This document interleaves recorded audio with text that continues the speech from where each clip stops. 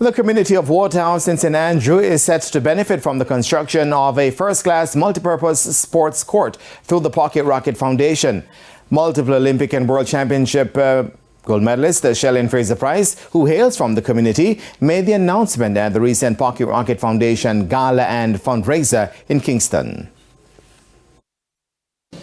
When you talk about impact, you're looking at the court that we want to build in Waterhouse, a recreational court, that because of your seed and your funding and your hope that you are giving will help us build that court.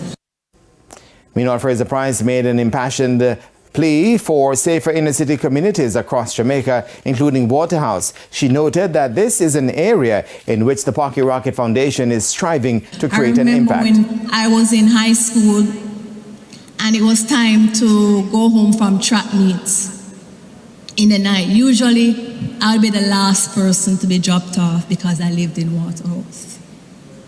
And I'm sure for a lot of persons at that time, I live in Waterhouse and I don't want to go there all the time because it wasn't safe. But I want it to be safe.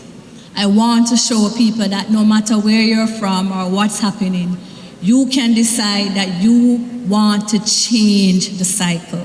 You want to cause change. You want to have an impact.